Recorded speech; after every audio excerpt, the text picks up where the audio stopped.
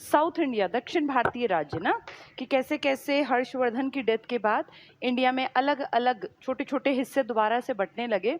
और उसी दौर में उत्तर भारत में हमने पढ़ लिया था कुछ बेसिक सी चीज़ों को, हर्षवर्धन से पहले वाली भी और फिर हर्षवर्धन भी, जिनमें देखो तुम्हें बताया था मैंने, शशांक था पहले बंगाल में, फिर पाल वंश आया, फिर सेन वंश आया जिसमें लक्ष्मण सेन का नाम बताया था, सामंत सेन बताया था, पाल वंश में गोपाल बताया था, धर्मपाल बताया था, महिपाल बताया था। फिर ऐसे ही हमने पढ़ा था कन्नौज की तरफ थे ग्रहवर्मन, उसके बाद फिर आ गया था हर्षवर्धन। ऐसी मालवा की तरफ थे पहले देवगुप्त, बाद में आ गया था हर्षवर्धन। हर्षवर्धन ने उत्तरी भारत से दक्षिण की तरफ जब अभियान चलाया तो उसकी भेंट एक ऐसे राजा से हुई जो दक्षिण का बड़ा नामी गिरामी राजा था, जो था चालुक्य नरेश पुलकेशियन द्वितीय। तो कल हम लोगों ने साउथ इंडिया का एक इंपॉर्टेंट राजा पढ़ा था, आज पुलकेशियन और ये सारी चीजें कोशिश करते हैं जितनी हो सके। वैसे लंबा टॉपिक है, हो सकता है 2 दिन लग जाए, 3 दिन लग जाए, इसको डिटेल से समझते हुए पढ़ेंगे। तो हमने उत्तर भारत पूरा समझ लिया था जिनमें कि सारे इंपॉर्टेंट राजा हम लोग पढ़ चुके हैं। हम दक्षिण की तरफ आ गए थे और दक्षिण में कल मैंने आप लोगों को चोल के बारे में बताया था। चोल, 3 नाम मैंने जिक्र किया था, चोल, चेर, पांड्य। चोल इसीलिए पहले पढ़ा दिया क्योंकि चोल सबसे ज्यादा वास्ट एरिया कवर किया था इन लोगों ने, सबसे ज्यादा शक्तिशाली थे, सबसे ज्यादा ताकतवर थे, इसीलिए कल पहले चोल पढ़ा दिए। चोल का नाम याद करो, चोल का 2 पीरियड बताए थे, एक वो जिसका कि संगम काल जिस टाइम पे लिखा गया लेकिन बहुत ज्यादा हमारे पास जानकारी नहीं है। चोल का एक राजा इंपॉर्टेंट था करिकाल, बीच के कई 100 साल चोल के बारे में कहीं कोई लिखित में साक्ष्य नहीं मिला। फाइनली जाके 850 ईस्वी में ये दोबारा से उभरे और फिर धीरे धीरे करके ये इतने ताकतवर बन गए कि एक ने पहले छोटा सा हिस्सा आंध्र प्रदेश तमिलनाडु के आसपास बनाया, फिर अगले ने कन्याकुमारी तक बढ़ाया, उससे अगले ने श्रीलंका का उत्तरी हिस्सा, उसके बेटे ने फिर पूरा श्रीलंका, फिर उस तरफ देखें तो पूरी जावा सुमात्रा की बेल्ट अपने अधिकार में कर ली, कारण इनकी नौसेना बहुत ताकतवर थी। और 1200 कहीं कहीं इक्की दुक्की जगह लिखा है 12,000 द्वीपों पर इनका कब्जा था। ये किसकी बात हो रही है समझ गए ना, राज प्रथम और राजेंद्र प्रथम की। और राजेंद्र प्रथम वो राजा है जिसने इतनी हिम्मत दिखाई कि दक्षिण भारत से उत्तर भारत के गोपाल के वंशज महिपाल पे उसने अटैक किया और उस इलाके को जीत लिया, सिर्फ अटैक नहीं किया, जीत लिया। और क्योंकि वो गंगा का उपजाऊ मैदान था, गंगा फाइनली जाके बांग्लादेश की तरफ मुड़ जाती है ना बंगाल के बाद, तो गंगई कोंड चोलम अपनी उपाधि की, मैंने गंगा के एरिया को भी विजिट कर लिया, गंगई कोंड चोलम। और फिर वहीं एक झील बनाई थी, बताया था कल उसके बारे में, गंग चोलम जिसका नाम दिया था, एक शहर बसाया था गंगई कोंड चोलपुरम, ये सब मैंने कल बता दिया, इंपॉर्टेंट है। कल हमने चोल को डिटेल से पढ़ा था, आज हम चोल के पैरेलल में चेर और पांड्य को भी पढ़ लेंगे, क्योंकि जब भी नाम लिया जाता है तो 3 का नाम इकट्ठे लिया जाता है, किस किस का, चोल, चेर, पांड्य। जैसे इकट्ठे लिया जाता है ना, त्रिपक्षीय, मैंने बताया था एक लड़ाई होती थी कन्नौज के ऊपर, किस किस की, राष्ट्रकूट थे इसमें, प्रतिहार गुर्जर थे और एक पाल वंश था। ऐसे ही आज हम पढ़ रहे हैं दक्षिण, बिल्कुल दक्षिण के, इनकी टेरिटरी अगर पूछें तो केरल, तमिलनाडु, एंड अगर देखें इंडिया का तो तमिलनाडु और केरल ही तो करते हैं। कन्याकुमारी हमने कल पढ़ा था ना, यानी आज हम जिस चीज के बारे में पढ़ने जा रहे हैं वो दक्षिण का ये वाला हिस्सा है, बिल्कुल नीचे वाला, जिसमें केरल, तमिलनाडु और थोड़ा सा आंध्र प्रदेश भी पढ़ेंगे। तो आज आगे बढ़ते हैं, चोल से आगे कौन कौन से इलाके 2 इंपॉर्टेंट हैं, एक चेर और एक पांड्य। ये नोट्स यहाँ से नहीं बनेंगे, यहाँ से सिर्फ कहानी सुनेंगे, नोट्स में लास्ट के 20 मिनट में बताऊंगी जहां से नोट्स बनेंगे। तो 3 नाम याद रखना, चोल, चेर, पांड्य। चोल डिटेल से कल पढ़ लिया, आज थोड़ा सा जिक्र फिर भी कर लेंगे ताकि चीजों को आप रिलेट कर पाओ। चेर और पांड्य, अब देखो इनकी लोकेशन समझना बहुत जरूरी है। चोल का इलाका था ये वाला, चेर का इलाका जो आज पढ़ने जा रहे हैं हम, ये देखो कहाँ था, जो चोल के नीचे थे ना ये वाला इलाका, ये थे पांड्य, चोल के नीचे थे पांड्य और ये थे चोल। अगर कोई पूछे कि कहाँ है ये आज, तो आज ये तमिलनाडु का हिस्सा है, तमिलनाडु का उत्तरी और दक्षिणी हिस्सा है चोल और पांड्य। और जो ये केरल वाली बेल्ट है ना, यहाँ वाली ये पतली सी, ये थे हमारे चेर। तो 3 इलाके हो गए। और मैं आपको बता दूं ये टॉपिक इतना टफ है कि आम बच्चे की समझ में ये आ ही नहीं पाता, पूरा जीवन पढ़ता है वो, लेकिन ये बात क्लियर नहीं होती, कारण ना तो मैप से समझते और ना राजाओं की इंपॉर्टेंस किसने क्या किया इसको जानते, बस रटने की कोशिश करते हैं, इसीलिए एग्जाम में दिक्कत आती है। इसको समझना टॉपिक को, चोल पांड्य एक तरफ है, और अगर पूछे इस तरफ कौन है, ये मालाबार तट है, आप अच्छी तरह जानते हैं ना मालाबार तट है, कोंकण तट है, उत्तरी सरकार तट है, कई नाम हैं इन लोगों इन दोनों तटों के। माला ज्यादा पहनती हैं केरल साइड की महिलाएं, ऐसे याद कर लो अगर याद ना रहे। मालाबार तट, तो केरल वाले इलाके में चेर का राज था। चेर एक राजवंश है। ऐसे ही ऊपर यहाँ पर चोल थे जो कल हमने पढ़े। फिर देखो वो अटैक करते करते कन्याकुमारी, श्रीलंका, फिर इधर मालदीव और लक्षद्वीप और इधर पहुंच गए थे। तो वो चोल थे जिनके बारे में कल पढ़ा। उनके ठीक नीचे थे पांडे और इनके साइड में पतली सी एक पट्टी के रूप में थे चेर। उम्मीद करती हूँ ये तुम्हें समझ में आ गया होगा। अगर मालाबार तट पे पूछ ले तो चेर है केरल के आसपास। अब देखो ध्यान से सुनो इस चीज को। ये जो तीन है ना, छोटे छोटे राजा हैं लेकिन काम बहुत करेंगे। चोल में हमने कल करिकाल का नाम पढ़ लिया था। आज हम आगे पढ़ रहे हैं, मालाबार की बात करेंगे और पांडे की। पहले पांडे को पढ़ते हैं क्योंकि वो ज्यादा ताकतवर थे एक टाइम पर, हमेशा नहीं, कुछ कुछ सदियों में किसी किसी की इंपॉर्टेंस रही। आज जो मेरा टारगेट है पढ़ाने का वो है संगम काल को पढ़ाना। और संगम तुम समझते हो अच्छी तरह, कल भी मैंने जिक्र किया था। संगम का मतलब होता है इकट्ठे बैठना, जिसमें गोष्ठियां करते थे उस टाइम के हजारों कवि। ये एक दो साल नहीं हुआ, कई 100 साल तक ढेरों पढ़े लिखे कवि और लेखक इकट्ठे आते रहे, बैठते रहे। अब इनके आने पे इनका खाना बनेगा, ये रहेंगे, रुकेंगे, इनको कुछ पैसे भी चाहिए, इनका परिवार भी पलेगा, तो ये खर्चे का काम था। संगम काल में कहते हैं लगभग 200, एग्जैक्टली कहूं तो 197, नहीं याद रहे 200 याद कर लो। 200 छोटे मोटे राजा, क्योंकि कई सदियां बीती, 500-600 साल तक ये लिखी जाती रही किताबें। भाई कुछ मर गए फिर नए आ गए, फिर कुछ मर गए फिर नए आ गए, राजा बदलते गए, लेखक बदलते गए, कवि बदलते गए, पर काम एज इट इज चलता रहा। तो इस दौर में क्या हुआ, जो ये पांडे देख रहे हो ना, इनकी राजधानी थी मदुरई। मदुरई, आज भी मदुरई में मीनाक्षी टेम्पल बहुत फेमस है। मदुरई मीनाक्षी टेम्पल अगर आपने सुना हो तो। मदुरई राजधानी किसकी है, पांडे की। अपने खर्चे पे अपनी राजधानी में पांडे शासक बुलाते रहे कि आओ भाई हम खर्चा करेंगे, तुम बैठो, कविताएं लिखो, कहानियां लिखो। तो ऐसी ऐसी 3 बैठकें हुई हैं संगम काल में। तो कोई पूछे कि संगम काल में कितनी बैठकें हुई, जिसमें 2,500-3 हजार कविताएं, कहानियां, पता नहीं क्या क्या लिखा गया। 200 के आसपास राजा हुए, अलग अलग दौर में कई 100 सालों तक ये किताबें लिखते रहे। 500-600 साल ईसा पूर्व से लिखने शुरू हुए थे और ईसवी आ गई, किताबें लिखी जाती रही, लिखी जाती रही, राजा बदलते रहे, लेकिन पांड्यों ने सबसे ज्यादा संरक्षण दिया इस टाइम पर किताबें लिखवाने में। अब ध्यान से समझना, पांड्यों की राजधानी क्या है, मदुरई। तो अपनी राजधानी, अब इंडिया अगर गेम्स कराता है, चाहे कॉमनवेल्थ है या एशियन, तो अपनी राजधानी में तो कराता है ना भाई, वही इंपॉर्टेंट होती है। तो इन लोगों ने अपनी राजधानी में बैठकें कराई। 3 में से 2 बैठकें इन्हीं की राजधानी में हुई हैं। जो 2 बैठकें हुई ना, वो इन्हीं की राजधानी में। इसके अलावा एक ऋषि हैं बहुत इंपॉर्टेंट, अगस्त्य। अगस्त्य, कहीं कहीं अगस्तस्य भी लिखा है। अगस्त्य ऋषि भी है और एक अगस्तस्य, ये एक ही नाम है, अगस्तस्य। अगस्त्य ज्यादा लिखा मिलेगा। अगस्त्य ऋषि मुनि हुए एक। तो ऋषि मुनि जो है अगस्त्य, ये बहुत ज्ञानी थे, इसीलिए इन्हीं के अंडर 3 में से 2 बैठकें की गई थी। आपको बौद्ध संगीतियां याद आ रही है, 4 हुई थी, ऐसी जैन संगीतियां 2 हुई थी। इसी तरह से साउथ इंडिया में संगम गोष्ठियां हुई हैं 3 बार।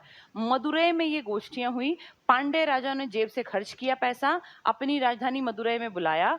3 अलग अलग बार में 2 बार की बैठक के हेड बने हैं अगस्त्य ऋषि। 2 बार हुई है मदुरई में, एक का बैठक भी नक्कीरर करके उसका नाम है वो हुआ है, एक की बैठक भी अलग जगह हुई, कपाटपुरम करके एक जगह है। तो ये ध्यान रखना कि ये सारा कामकाज पांडे, पांडे मतलब आज के तमिलनाडु का दक्षिणी हिस्सा, इनके खर्चे पे ढेरों किताबें लिखी गई।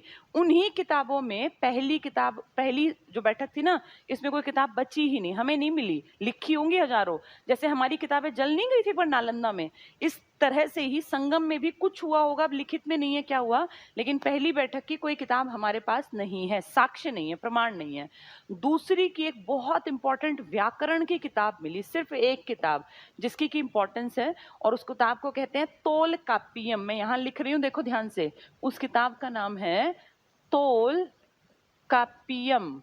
ये तमिल व्याकरण है, जैसे हमारी थी ना संस्कृत व्याकरण अष्टाध्यायी, याद करो, महापद्म नंदन के टाइम पे लिखी थी, किसने, ऋषि पाणिनि ने, अष्टाध्यायी संस्कृत की पहली व्याकरण। ऐसे तमिल की पहली व्याकरण लिखी गई थी इस सेकेंड बैठक में। ये किताब बची हुई थी, ये हमें मिली, ये साक्ष्य है। और जो इसको लिखने वाला था ना, उसने अपने नाम पे किताब लिखी थी, उसका नाम था तोलकापियर। इस किताब का नाम तोलकाप्पियम और उस आदमी का नाम तोलकाप्पियर। तो सेकेंड मीटिंग की एक किताब तमिल में, सारा काम तमिल में हो रहा है। ओल्डेस्ट लैंग्वेज है इंडिया, साउथ इंडिया की तमिल। तो ये तमिल व्याकरण है। जैसे हमारी उत्तर भारत की संस्कृत व्याकरण क्या थी, अष्टाध्यायी, 8 चैप्टर थे उसमें, ऋषि पाणिनि ने लिखी थी महापद्म नंदन के टाइम। ऐसे संगम काल में पांड्य राजाओं के अंडर सेकेंड जब इनके संगम काल की मीटिंग थी ना, इसमें तोलकाप्पियम तमिल व्याकरण की किताब लिखी गई। जितना साहित्य मिला है वो थर्ड का मिला है, फर्स्ट का कोई साहित्य नहीं, सेकंड की सिर्फ एक किताब तमिल व्याकरण की, और जितनी किताबें हम कह रहे हैं हजारों किताबें, तो वो सब थर्ड मीटिंग की है। थर्ड में से 2 मीटिंग के हेड रहे थे अगस्त्य ऋषि, 2 बार बैठक हुई थी मदुरै में, एक का हेड भी अलग है और शहर भी अलग है। उम्मीद करती हूँ ये टॉपिक तुम्हें समझ में आया होगा।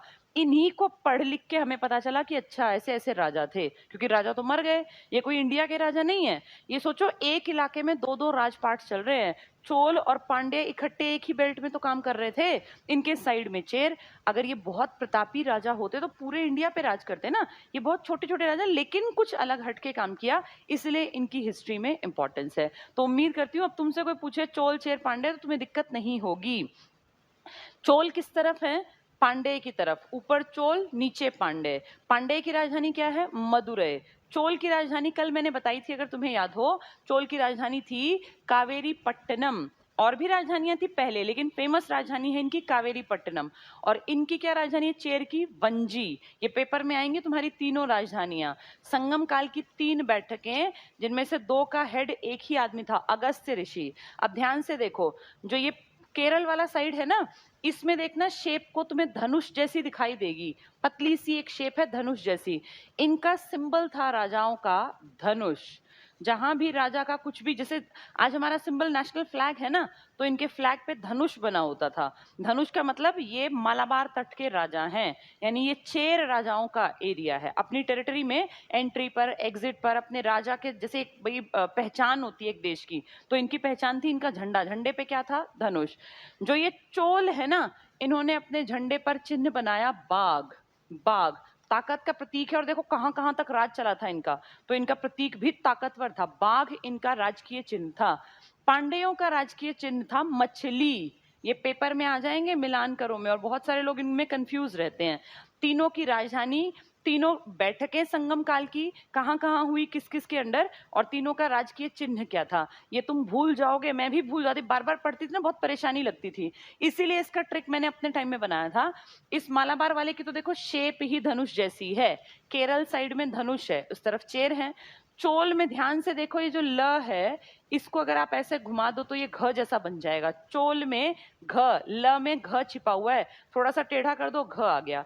पांड्य में अक्षर भी 3 हैं, यहां भी 3 अक्षर पे आएगी मछली। तो पांड्यों का चिन्ह क्या है, मछली। चोल ल घ जैसा है तो बाघ, और चेर का सिंबल क्या था, शेप जैसी है, धनुष जैसी। तीनों इंपॉर्टेंट हैं, एग्जाम में कंफ्यूजन होती है हमेशा। बाघ किसका है, घ ल, तो चोल जैसा। मछली किसका है, 3 अक्षर वाला, पांड्य का। और जो ये अपने मालाबार वाले हैं, केरल वाले, इनकी शेप ही धनुष जैसी है। इस मालाबार वाले की जो राजधानी है ना चेर की, इसमें 2 अक्षर है ना, इनकी राजधानी भी 2 अक्षरों की है, वंजी। क्या राजधानी है इसकी, वंजी। वंजीपुरम भी लिख सकते हैं एग्जाम में।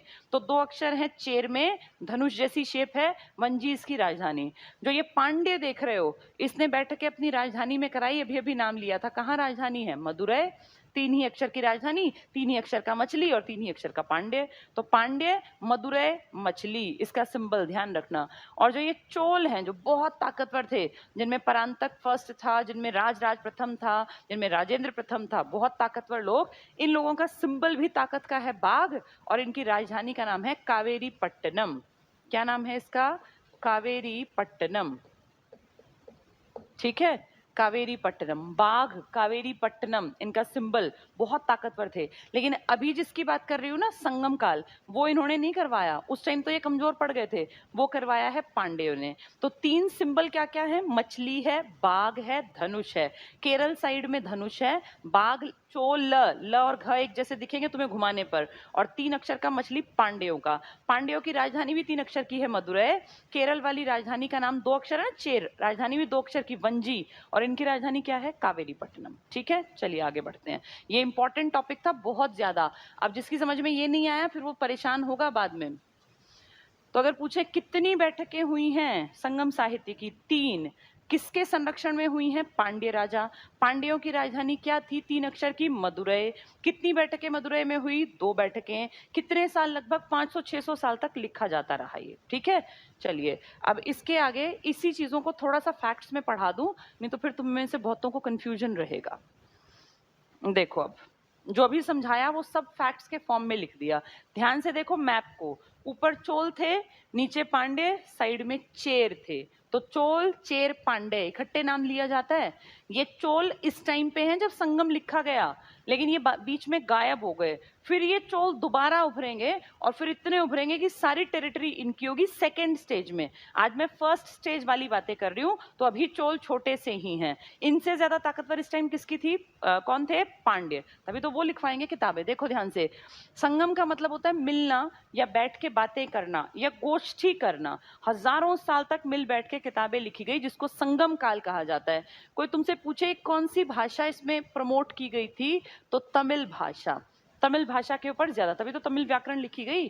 संगम काल देखो 300 बिफोर क्राइस्ट, यानी 0 से 300 साल पहले से स्टार्ट हुआ था। और अगर आपको याद आ रहा हो 326, 325, 315 ये किसके टाइम थे? ईसा पूर्व में। चाणक्य, चंद्रगुप्त मौर्य, सिकंदर, ये वो टाइम था। तो जब वो सब चीजें ऊपर चल रही थी ना, उसी के पैरेलल नीचे छोटे छोटे राजा उभर रहे थे। तो ये 300 ईसा पूर्व से 200 एडी तक है। लगभग 500-600 साल ये संगम काल के राजा बदलते गए, कवि बदलते गए, लेकिन काम चलता रहा। तमिल कवियों को इंपॉर्टेंस दी गई, तमिल साहित्य लिखा गया। जैसे उत्तर भारत में संस्कृत की इंपॉर्टेंस थी ना, ऐसे दक्षिण में तमिल भाषा की इंपॉर्टेंस थी, तभी ये ओल्डेस्ट लैंग्वेज है। इसके संरक्षक कौन थे? कौन खर्चा दे रहे थे? पांड्य राजा। पांड्य में 3 अक्षर हैं, राजधानी मदुरै, जिनका सिंबल क्या था? मछली। तो देखो पांड्य राजा, राजधानी क्या थी? मदुरै। 200 से ज्यादा पांड्य राजाओं ने इसके लिए अपनी जेब से खर्चा किया। 197 है, नहीं याद रहे कोई बात नहीं, आइडिया रखो। लगभग 200 राजाओं ने अपना खर्चा करके इस इलाके में इकट्ठे बैठाए, अपने खर्चे पर कवि और किताबें लिखवाई। कौन सी भाषा प्रमोट की गई है? तमिल। नेक्स्ट देखो संगम बैठकें, कितनी बैठक हुई? ध्यान से देखो, 1 2 3, ऐसा ही अपना नोट्स बना लेना। 1 2 3 बैठकें हुई। पहली बैठक मदुरै में है, तीसरी बैठक मदुरै में है। मदुरै किसकी राजधानी है? पांड्यों की। 3 अक्षर 3 अक्षर ना। दूसरी है कपाटपुरम में, है ये पांडे का ही इलाका, लेकिन जैसे अब हम कहते हैं कि इंडिया के गेम्स, इंडिया में अगर कोई गेम्स करवाने हैं तो चंडीगढ़ में करवा ले, इंडिया का ही इलाका है, लेकिन शहर बदल गया। ज्यादातर हमने देखो अपने 3 बार इंटरनेशनल लेवल के गेम्स कराए हैं। एक बार कॉमनवेल्थ कराए थे 2010 में, और 2 बार हमने कराए हैं एशियाई खेल, 1951 में और 1982 में। 1951 में दुनिया में पहली बार एशियाई गेम्स खेले गए, और वो इंडिया की राजधानी दिल्ली में खेले गए। नेशनल स्टेडियम में ओपनिंग हुई थी। तब पंडित जवाहरलाल नेहरू इस देश के पीएम थे और डॉक्टर राजेंद्र प्रसाद इस देश के पहले राष्ट्रपति थे।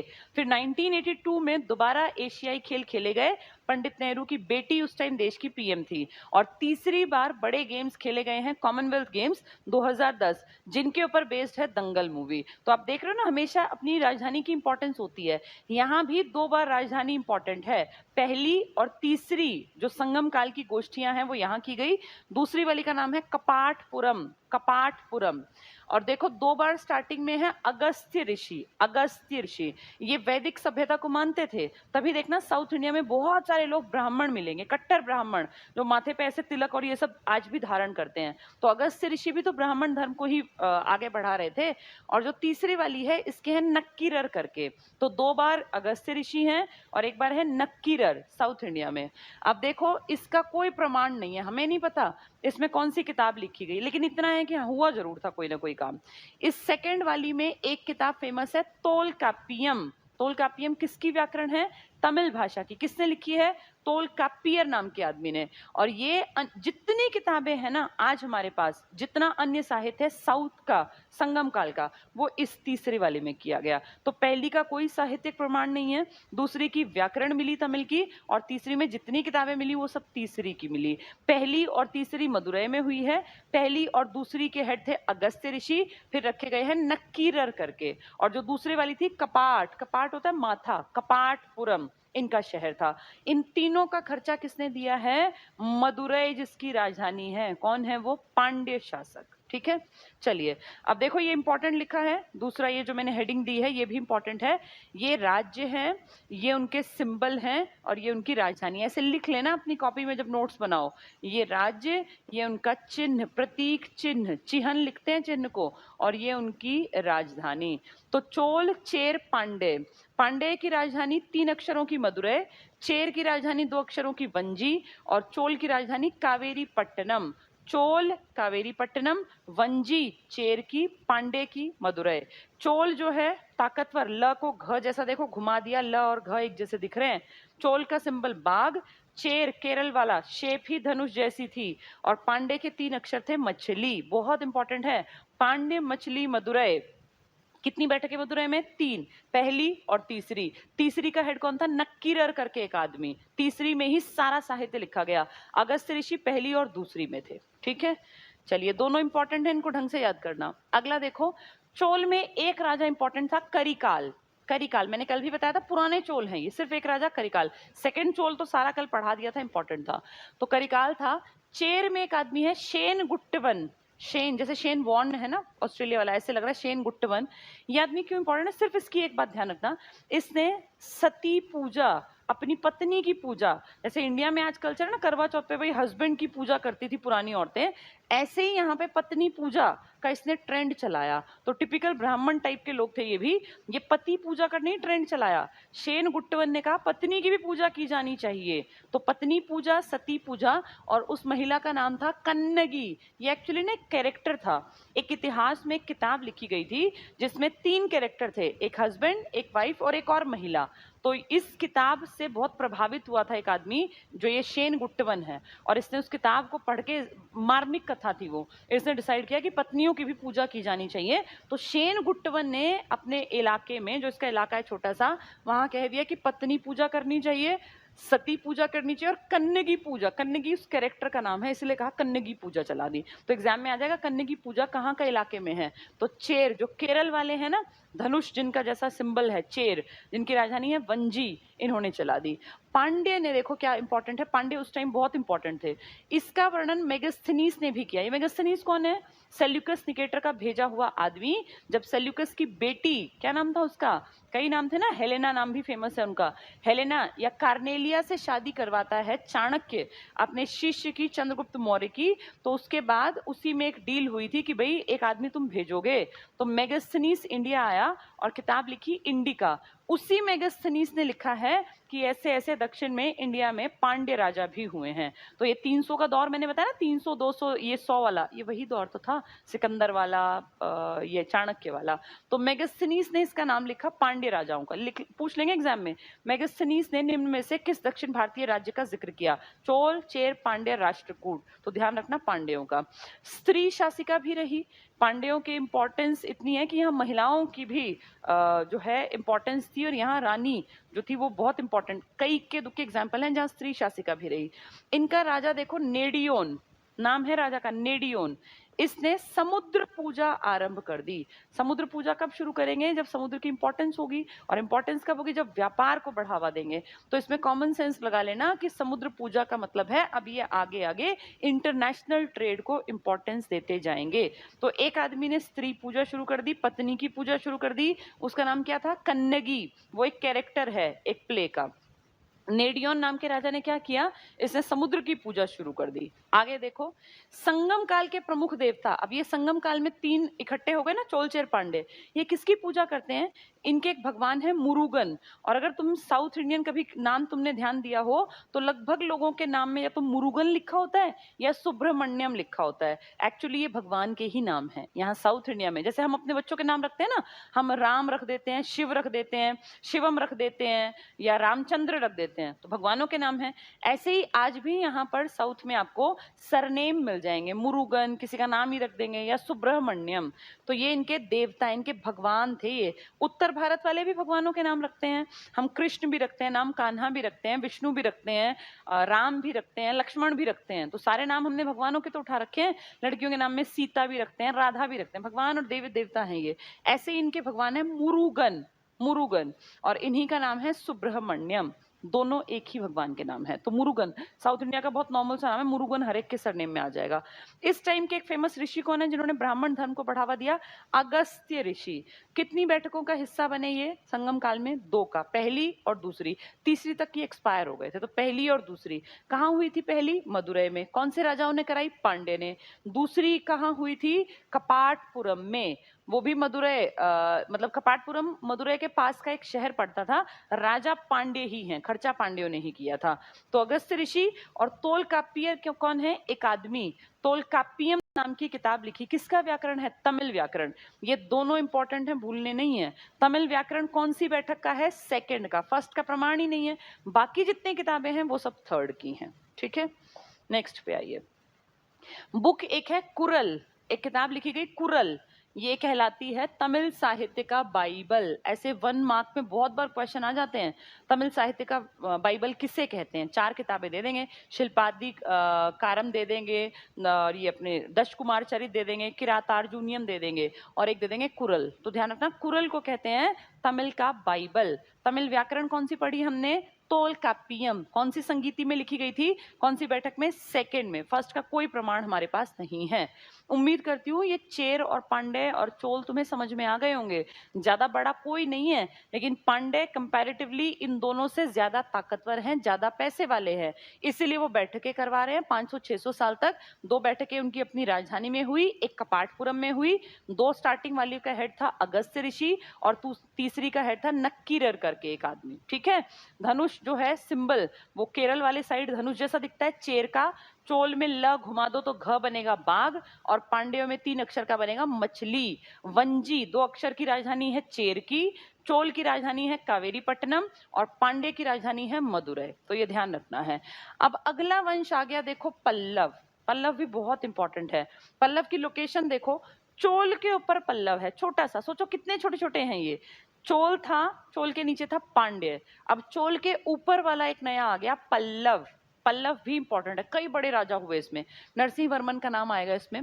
देखो जरा संस्थापक कौन है पल्लव के? छोटा सा इलाका है, लेकिन राजाओं ने काम किया है, छुटपुट छुटपुट। अब ये इतने बड़े नहीं है कि इनके इतिहास रचे जाएं, लेकिन कुछ छोटा मोटा काम कर गए, वो एग्जाम में आ सकता है। तो संस्थापक कौन है? सिंह विष्णु। सिंह विष्णु के दरबार में कई इंपॉर्टेंट आदमी रहा करते थे, तो एग्जाम में आ जाएगा। पल्लवों की स्थापना किसने की? पल्लव कहाँ है? चोल के ऊपर। और चेर कहाँ थे? केरल साइड में। पांडे कहाँ थे? चोल के नीचे।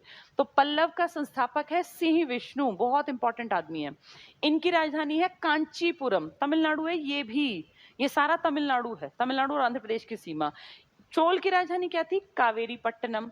पल्लव की राजधानी क्या है? कांचीपुरम। कांजीवरम की साड़ियां फेमस हैं आज भी। आज भी सिल्क बेस्ट क्वालिटी का है, या तो मोगा सिल्क या मूगा सिल्क असम का, या कांजीवरम की साड़ियां। कांचीपुरम कांजीवरम एक ही है, ये बेस्ट सिल्क कहलाता है इंडिया में। तो कांचीपुरम या कांजीवरम की जो साड़ियां हैं, वो पहले कभी पल्लवों की राजधानी थी, कांचीपुरम।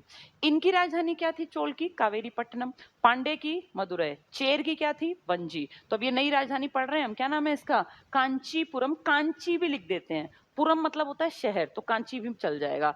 एक मंदिर बनवाया इस आदमी ने, आदि वराह। वराह जानते हो? विष्णु भगवान का अवतार है, विष्णु भगवान है ना, उनके बहुत सारे अवतार हैं। हमने याद करो उत्तर भारत में पढ़ा था, विष्णु के 10 अवतारों की चर्चा की गई थी, अलग अलग हमने पुराण पढ़ी थी ना अपनी। तो ऐसे ही साउथ में भी तो लिखा जा रहा है, साउथ में विष्णु भगवान की पूजा करते हैं। शैव और वैष्णव साउथ इंडिया में ढेर थे, आपस में लड़ते भी थे हिस्सों के लिए, क्षेत्रफल के लिए।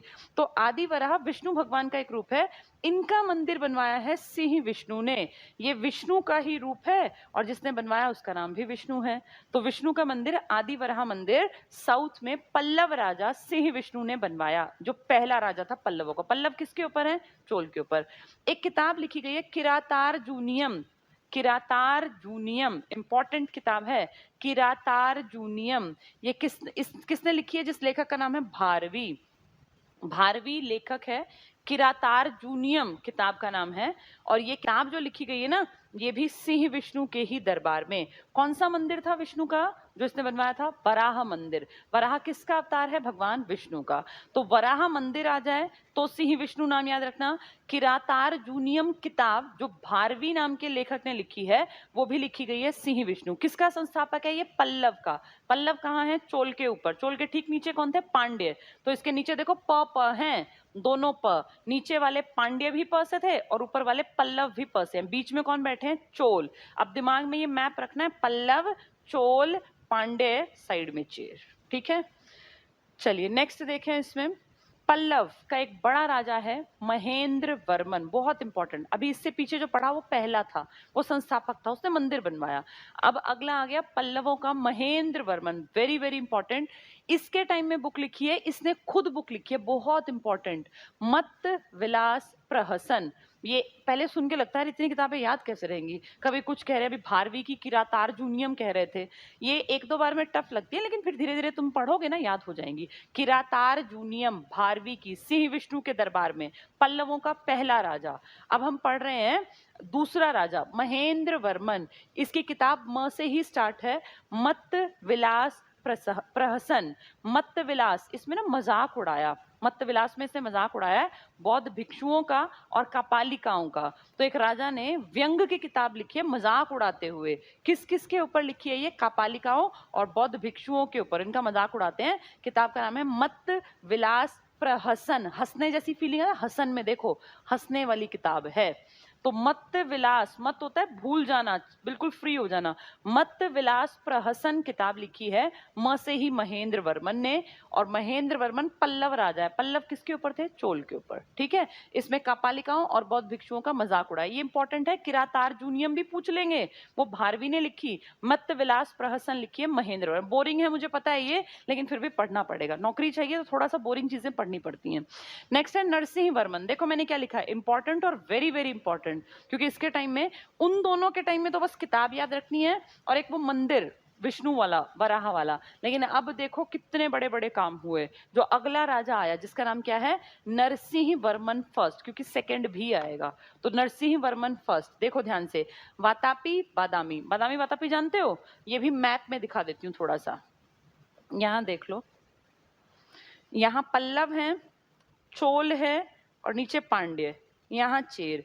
यहाँ पे हैं वातापी, बादामी, चालुक्य राजा थे यहाँ। चालुक्य, चालुक्य याद करो, एक आदमी हर्ष से लड़ा था, पुलकेशियन द्वितीय, वो यहीं के तो राजा हैं। थोड़ा सा नीचे कर लेना इसको, यहाँ के आसपास। ठीक है, बादामी महाराष्ट्र का, कर्नाटका का जो इलाका आज है ना, ये इलाका था चालुक्यों का। तो ध्यान से देखो क्या कह रहे हैं, इसने नरसिंह वर्मन ने अपने पड़ोस, अब देखना इसको, ये यहां तक मान लो ऐसे, ये है पल्लव, अपने पड़ोसी को हरा के, उस राजा को हरा के और उनकी टेरिटरी छीनेगा थोड़ी सी। तो अड़ोसी पड़ोसी तो लड़ते हैं। अब ये मान लो कोई यहाँ का राजा लड़ेगा तो उसको उतना फायदा नहीं है ना, वो टेरिटरी को जीत भी लेगा तो वापस छोड़नी पड़ेगी। तो इस पल्लव राजा ने पड़ोसी चालुक्यों को हराया। और हराने का कारण क्या होता है हमेशा? या तो प्रॉपर्टी बढ़ाना चाहता है या धर्म पे लड़ते होंगे। तब तो धर्म कोई मुस्लिम इस्लाम धर्म तो था नहीं, हिंदुओं की ही दो शाखाएं थी, एक शैव और एक वैष्णव। तो ज्यादा उतना लड़ने की जरूरत मेनली एरिया के लिए थी। अब ध्यान से देखना, इस नरसिंह वर्मन ने, जो कि पल्लव राजा है, तो ये जिस तरफ है इसके अपोजिट में है चालुक्य राजा। तो पल्लव में जिनकी राजधानी थी वातापी बादामी, ये चालुक्यों की है, इनको जीतकर नाम देखो क्या रखा, वातापी कोंड।